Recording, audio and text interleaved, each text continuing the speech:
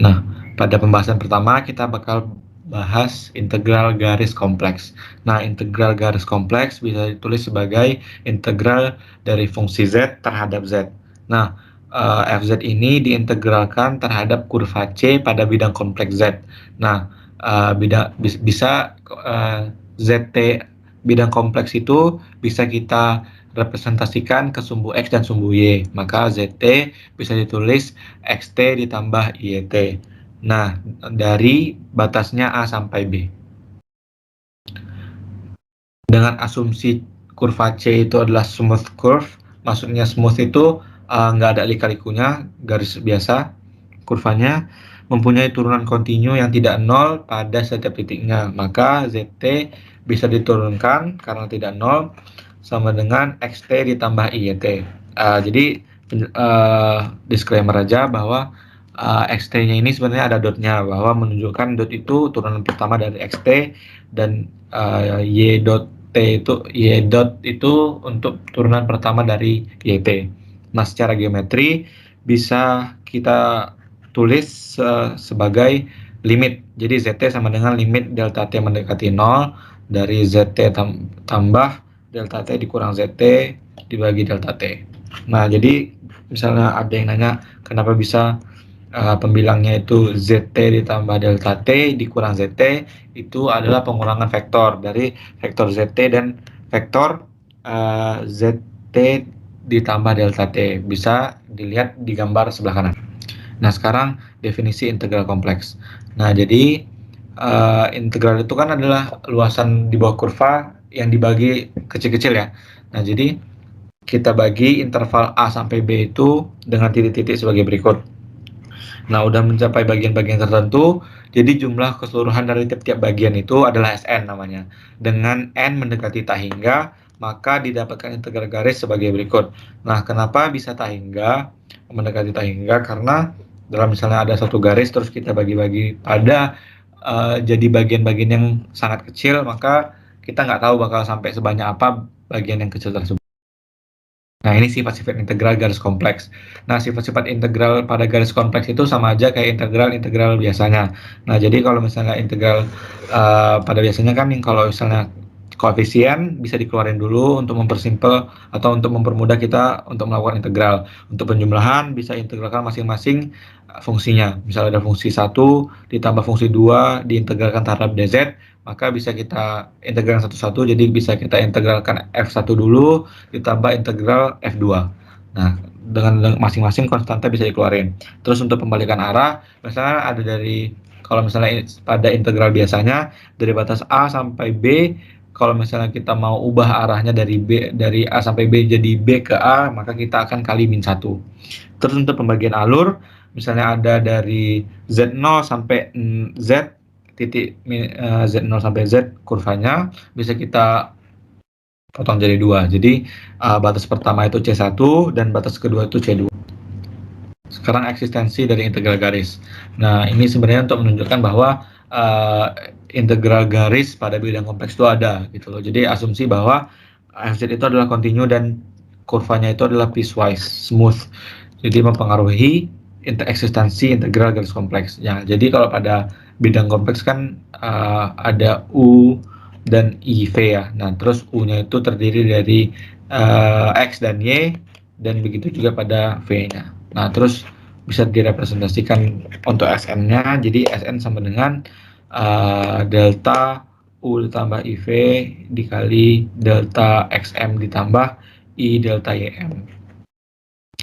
Nah, jadi kan karena sebenarnya seperti yang saya bilang di awal bahwa integral itu adalah penjumlahan dari luas suatu bidang yang kecil-kecil dijumlahin, maka bisa direpresentasikan. Jadi sigma bisa direpresentasikan dengan integral juga seperti persamaan berikut.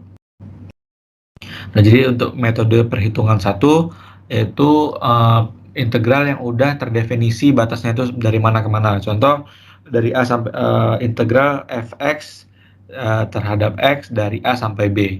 Maka hasil integralnya itu adalah batas atas dikurang batas bawah, di mana integral setelah diintegralkan input dimasukkan nilai B pada integralnya itu dikurangin dengan input yang A. Nah, yang sebelah kanan ini menunjukkan bahwa F yang kapital diturunin sama dengan Fx, bahwa jadi kalau misalnya jadi benar bahwa integral dari Fx itu adalah F yang besar, yang F kapital X. Jadi dengan ini kita memerlukan domain D dalam kurva yang terhubung secara sederhana atau tidak ada potongannya. Jadi tersambung semuanya, maksudnya nggak ada di-cut-cut.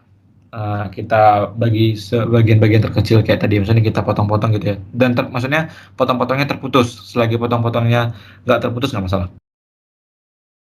Nah, sekarang metode perhitungan yang kedua itu bisa dengan representasi pada domain lain. Nah, kita kalau untuk persamaan yang awal kan tadi turunannya itu terhadap Z ya. Nah, DZ. Nah, jadi kita ubah ke domain T.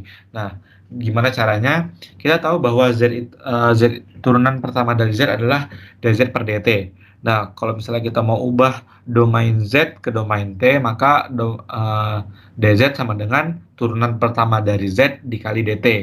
Itu DZ-nya bisa digantikan turunan pertama Z dikali DT dan diinput ke dalam persamaan. Maka akan menghasilkan sebagai berikut. Nah, sekarang langkah-langkah untuk perhitungan yang kedua tadi. Jadi, langkah pertama itu nyatakan C dalam bentuk ZT dalam batas waktu A sampai B. Nah, ini atau bisa dibilang dengan persamaan parametrik. Untuk yang kedua, hitung turunan ZT, itu turunan pertamanya. Habis itu yang C, substitusikan ZT untuk setiap Z dalam FZ. Nah, itu yang keempat, integrasikan dengan persamaan yang sebelumnya, itu FZT dikali turunan pertama kali dari Z terhadap T dari A ke B. Nah, sekarang ada contoh soal, kita diberikan integral tertutup dari seper Z terhadap Z pada kurva C. Nah, kurva C-nya ini didefinisikan bahwa ada lingkaran, dan lingkarannya itu arahnya berlawanan arah jarum jam. Jadi sudutnya positif ya. Nah, terus nyatakan C dalam bentuk ZT dari A sampai B. Nah, setelah direpresentasikan dalam persamaan parametrik, udah dalam ZT, dalam fungsi T, maka dinyatakan dapat cos T ditambah I sin T sama dengan E Euler dipangkatkan I dikali T. Nah, habis itu batasnya itu dari 0 sampai 2pi. Kenapa? Karena lingkaran dan positif. Jadi 0 sampai 2pi ya, dari 0 sampai 360 derajat. Oke, habis itu hitung turunan dari DZ per DT. Di sini kita gunakan turunan berantai. Nah, kenapa bisa turunan berantai? Jadi E pangkat Euler T, Euler dipangkatin I dikali T. Nah, jadi pertama turunin dulu Eulernya terhadap I dikali T. Habis itu turunan keduanya itu turunan IT terhadap T. Nah, karena turunan E dipangkat I dikali T itu terhadap IT itu E sama aja, maksudnya hasilnya tetap E pangkat I dikali T. Habis itu turunan IT terhadap T sama dengan I aja, maka hasil turunan Z pertamanya adalah I dikali E pangkat I dikali T.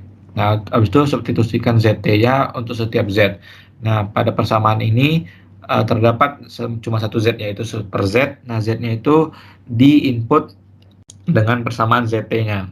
Nah, ZT-nya kan tadi Euler pangkat I dikali T. Nah, habis itu setelah di input kita ubah jadi 1 per Euler pangkat I dikali T. Habis itu dinaik karena seper, kalau pangkat dinaikin jadi min ya, jadi Euler pangkat min IT. Terus diintegralkan. Nah, pada integral ini udah diinput semua komponen yang udah kita cari tadi. Nah, Euler yang pangkat min sama Euler yang pangkat nggak min itu bisa menghabiskan satu sama lain. Jadi hasilnya Euler pangkat 0. Nah, Euler pangkat 0 sebuah bilangan yang pangkat 0 maka hasilnya 1. Jadi I doang, dan I-nya itu bisa dikeluarin karena I-nya itu adalah sebuah konstanta. Jadi integral terhadap dt-nya nanti hasilnya T. Nah, T-nya itu dimasukin batas-batasnya dari 0 sampai 2pi. Maka T-nya bisa diinput 2pi dikurang 0 ya, karena batas atas dikurang batas bawah. Jadi 2pi dikurang 0 sama dengan 2pi, maka hasilnya 2pi dikali I. Nah, sekarang untuk batas-batasan integral. Jadi nilai mutlak dari integral fungsi z terhadap z pada kurva C itu kurang dari sama dengan ml, di mana L adalah panjang dari kurvanya dan M adalah konstanta. Jadi sehingga nilai mutlak fz kurang dari sama dengan M pada setiap titik di kurva C. Nah, contoh soal pertama, temukan batas atas untuk nilai mutlak integral sebagai berikut, yaitu z kuadrat terhadap z pada kurva C. Nah, C-nya itu seperti gambar di persamaan garis lurus ya.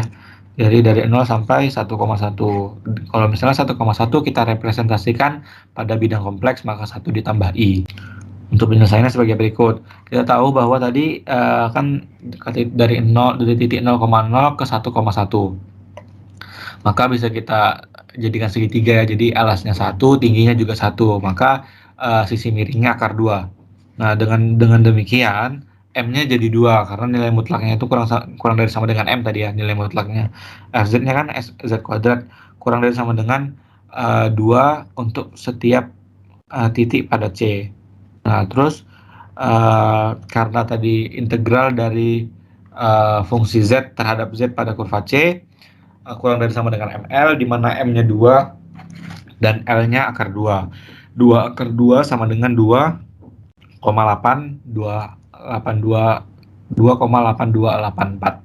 Nah, dengan absolute value of the integral itu namanya nilai absolutnya itu nilai mutlak dari min 2/3 ditambah 2/3i sama dengan 2/3 akar 2, kurang lebih hasilnya 0,9428. Nah, kalau misalnya ada yang bertanya kenapa bisa jadi min 2/3 ditambah 2/3i. Nah, kan integral dari z kuadrat terhadap z nanti sepertiga dikali z pangkat 3. Z pangkat 3 kita substitusi dengan x tambah iy. Nah, jadi nanti z-nya itu pangkat 3-nya itu bisa kita pecah pakai segitiga binomial. Nanti hasilnya sama dengan min 2/3 tambah 2/3i. Sekian.